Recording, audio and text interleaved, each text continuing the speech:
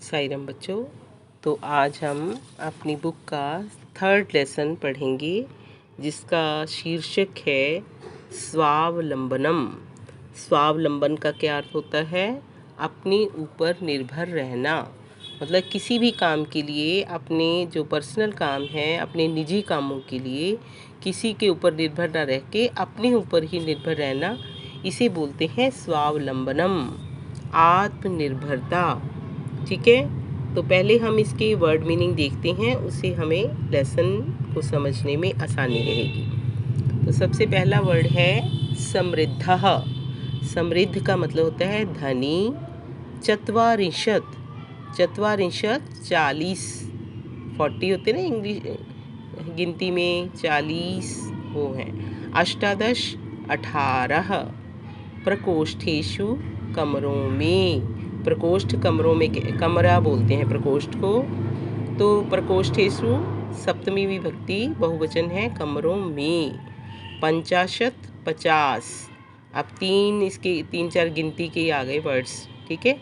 चतुश्चत्वारिंशत्, चत्वारिंशत् 40 था ना, उसमें चतुः मतलब 4 और ऐड हो गए तो 44 हो गए। षट त्रिंशत्, त्रिंशत् 30 को बोलते हैं, षट 6 को बोलते हैं। 30 और 6 36। षट त्रिंशत् 36। कृषक दंपति, किसान पति पत्नी।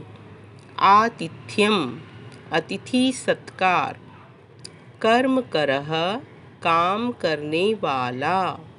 भवताम, आपके। भृत्यः, नौकर।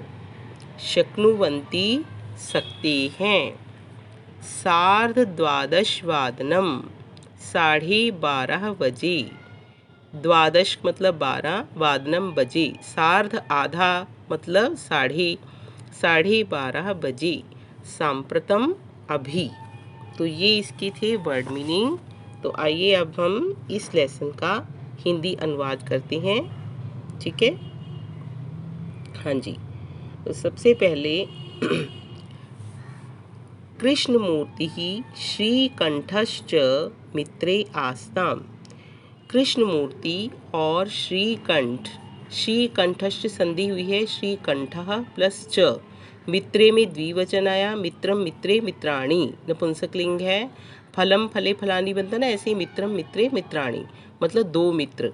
कौन कौन? कृष्णमूर्ति और श्रीकंठ दो मित्र थे। श्रीकंठस्य पिता समृद्धः आसीत्। श्रीकंठ के पिता धनी थे। समृद्ध का मतलब अपने जाना था ना, धनी, बहुत ज़्यादा अमीर थे। श्रीकंठस्य में षष्ठी विभक्ति लगी है, इसका चिन्ह होता है काके की। श्रीकंठ के पिता बहुत धनी थे, अतः इसलिए तस्य भवने, उसके घर में, भवने में सप्तमी आई है, भवन में, उसके घर में सर्वविधानी, सब प्रकार के सुख साधनानि आसन, सुख के साधन थे। मतलब उसके पिता अमीर थे, इसलिए उसके घर में सभी सुख सुविधाएं थी। तस्मिन् विशाले भवने, उसके बहुत बड़े घर में, विशाल कहते हैं बहुत बड़ा, तो उसके बहुत बड़े भवन में, घर में, चत्वारिंशत् स्तंभः आसन। चत्वारिंशत् आपने वर्ड मीनिंग पढ़ा था ना, 40 स्तंभ कहते हैं खम्भों को। 40 खम्भे थे, मतलब इतना बड़ा घर था कि इसमें 40 खम्भे थे। तस्य अष्टादश प्रकोष्ठेषु 50 गवाक्षाः। चतुश्चत्वारिंशत् द्वाराणि। षट्त्रिंशत् विद्युत् व्यजनानि च आसन्। तस्य, उसके, अष्टादश प्रकोष्ठेषु, अष्टादश कहते हैं 18 को, प्रकोष्ठ आपने जाना ही था कमरों में, उसके 18 कमरों में।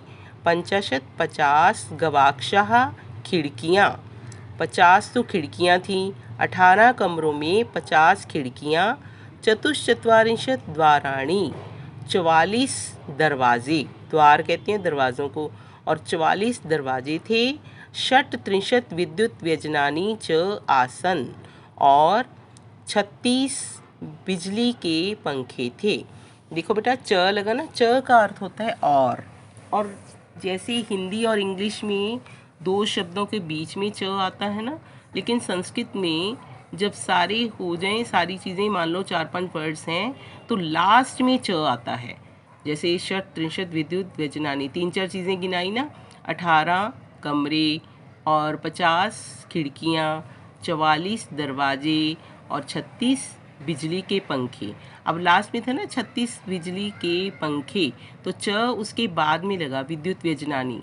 तो च जो है, च का अर्थ तो बेशक और है, लेकिन हिंदी और इंग्लिश की तरह च बीच में ना आके लास्ट में आता है। ठीक है, 36 बिजली के पंखे थे। तत्र वहाँ 10 सेवकाः निरंतरम कार्यम कुर्वन्ति स्म। वहाँ 10 सेवक निरंतर लगातार कार्य करते थे, मतलब हमेशा कार्य में लगे रहते थे। इतना बड़ा घर था तो 10 जो नौकर थे। परम कृष्णमूर्तेः माता पिता च निर्धनौ कृषक दंपति। परंतु कृष्ण मूर्ति के माता पिता निर्धन किसान दंपति थे। किसान पति पत्नी थे। दंपति मतलब पति पत्नी, मतलब कृष्ण मूर्ति के माता पिता तो किसान पति पत्नी थे और गरीब थे, लेकिन श्रीकंठ के पिता बहुत अमीर थे, धनी थे। ठीक है, उनका इतना बड़ा घर था, ये आपने जान ही लिया है। हाँ, तस्य गृहम, अब जो कृष्ण मूर्ति है उसके बारे में बता रहे हैं। तस्य गृहम आडंबर विहीनम साधारणम च आसीत। साधारणम म हलंत है प्लस च, ये संधि हो गई तो साधारणम च बन गया। ठीक है, उसका घर, किसका घर? कृष्ण मूर्ति का घर। आडंबर मतलब दिखावे के बिना, और साधारण था मतलब कोई भी उसमें दिखावटी नहीं चीज़ थी, बहुत ही साधारण सा घर था। एकदा, एक बार, श्रीकंठः तेन सह, एक बार श्रीकंठ उसके साथ प्रातः नववादने, प्रातः 9 बजे, तस्य गृहम अगच्छत, उसके घर गया। एक बार श्रीकंठ उसके साथ, किसके साथ? उसका दोस्त कौन था? कृष्ण मूर्ति। कृष्ण मूर्ति के साथ प्रातः 9 बजे उसके घर गया। तत्र कृष्ण मूर्ति ही तस्य माता पिता च स्वशक्त्या श्रीकंठस्य आतिथ्यम अकुर्वन्। वहाँ कृष्ण मूर्ति और उसके माता पिता ने अपनी शक्ति से, अपनी शक्ति के अनुसार श्रीकंठ का आतिथ्य किया, आदर सत्कार किया, अतिथि सत्कार किया। एतत् दृष्ट्वा, यह देखकर, श्रीकंठः अकथयत्, श्रीकंठ ने कहा, मित्र अहम भवताम सत्कारेण संतुष्टो अस्मि। संतुष्टो अस्मि की संधि कैसे हुई? संतुष्टः प्लस अस्मि। मित्र, मैं आपके आदर सत्कार से बहुत प्रसन्न हूँ। केवलम इदम एव मम दुखम, केवल इदम, ये ही मेरा दुख है, यत् कि तव गृहे, तुम्हारे घर में, एको अपि, एकोपि की संधि कैसे हुई? एकः प्लस अपि। जैसे संतुष्टो अस्मि हुई थी ना, वैसे ही एकोपि की संधि हुई है। एकः प्लस अपि, वहाँ भी संतुष्टः प्लस अस्मि। ठीक है, क्या है उसके दुख का कारण? केवल ये ही मेरे दुख का कारण है कि तव गृहे, तुम्हारे घर में, एक भी नौकर, भृत्य का मतलब नौकर, नास्ति, नास्ति की भी संधि हुई, न प्लस अस्ति, नहीं है। मम सत्काराय भवताम बहु कष्टम जातम, मेरे सत्कार के लिए आपको बहुत कष्ट हुआ। मम गृहे तु बहवः कर्मकराः सन्ति, मेरे घर में तो बहुत सारे कर्मकराः नौकर हैं। अब भृत्य भी नौकर है, कर्मकराः भी नौकर है, सेवकः भी नौकर है। ठीक है, 3 वर्ड आ गए नौकर के लिए। तदा कृष्ण मूर्ति ही अवदत्, तब कृष्ण मूर्ति बोला, मित्र ममापि अष्टौ कर्मकराः सन्ति, मेरे भी 8 नौकर हैं। ते चे च, वे क्या हैं? वे द्वौ पादौ, 2 पैर, द्वौ हस्तौ, 2 हाथ, द्वे नेत्रे, 2 आँखें, द्वे श्रोत्रे, 2 कान, इति ये सारे मेरे नौकर हैं। वो क्या कह रहा है कि 2 आँखें, 2 पैर, 2 हाथ और 2 कान जो हैं, ये मेरे नौकर हैं। एते प्रतिक्षणम मम सहायकः, ये हर क्षण मेरे सहायक हैं। किंतु तव भृत्यः सदैव सर्वत्र च उपस्थितः भवितुं न शक्नुवन्ति, किंतु तुम्हारे नौकर, तव भृत्या तुम्हारे नौकर, सदैव, सदैव की भी संधि हुई है, सदा प्लस एव, हमेशा ही, सर्वत्र हर जगह, उपस्थितः उपस्थित, भवितुम उपस्थित नहीं हो सकते, भवितुम न शक्नुवन्ति, उपस्थित नहीं हो सकते, मतलब तुम्हारे नौकर जो हैं हमेशा हर जगह उपस्थित नहीं हो सकते।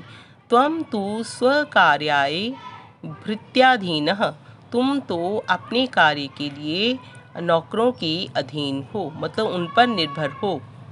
यदा यदा यदा ते अनुपस्थिता, जब जब वे अनुपस्थित हों, तदा तदा तब तब, त्वं कष्टम अनुभवसि, तुम कष्ट को अनुभव करते हो। स्वावलंबने तु सर्वदा सुखमेव, सुखमेव की संधि हुई, सुखम प्लस एव, स्वावलंबन अपने ऊपर निर्भर रहने में ही सबसे बड़ा सर्वदा हमेशा सुख ही है, मतलब अपने ऊपर निर्भर रहना ही हमेशा सुख है। न कदापि कष्टम भवति, इसमें कोई भी कष्ट नहीं होता, कभी भी कष्ट नहीं होता। जो हम अपने ऊपर निर्भर रहते हैं तो हमें कोई कष्ट नहीं होता। श्रीकंठः वदत्, श्रीकंठ बोला, मित्र तव वचनानि श्रुत्वा मन मनसि महती प्रसन्नता जाता, मित्र तुम्हारे वचन श्रुत्वा सुनकर मेरे मन में बहुत प्रसन्नता पैदा हुई, बहुत प्रसन्नता हुई। अधुना अब अहम अपि, अहम प्लस अपि ये संधि हुई है, अब मैं भी, अधुना अब मैं भी, स्वकार्याणि अपने कार्य के लिए, स्वयमेव कर्तुम इच्छामि, अब मैं भी अपने कार्यों को स्वयं ही करना चाहता हूँ। स्वयमेव की संधि भी हुई है, स्वयं प्लस एव। भवतु अच्छा, सार्धद्वादश वादनम इदम, तो अच्छा अब सार्धद्वादश वादनम 12:30 हो गए हैं, 12:30 बज चुके हैं। सांप्रतम अब गृहम चलामी, अब घर जाता हूँ। ठीक है बेटे, तो देखा आपने इसमें से क्या शिक्षा मिली, कितनी अच्छी बात कही उसके दोस्त ने कि ये जो हमारे जो कर्मेंद्रियाँ हैं, ज्ञानेंद्रियाँ हैं, यही हमारे वास्तविक सेवक हैं, क्योंकि इनके बिना ये हम अपने ऊपर निर्भर हैं। तो अगर हम सिर्फ नौकरों के ऊपर ही निर्भर रहें, अगर वे अनुपस्थित हों तो हमें कितना कष्ट का अनुभव होता है। इसलिए हमें अपने सारे कार्य स्वयं ही करने चाहिए, ना कि किसी के ऊपर निर्भर रहना चाहिए। ठीक है बेटे, तो आपने इस लेसन का वर्ड मीनिंग भी लिखनी है और इसके हिंदी अनुवाद भी अच्छे से अपनी नोटबुक में लिखना है। ठीक है बेटा, ओके, साई राम।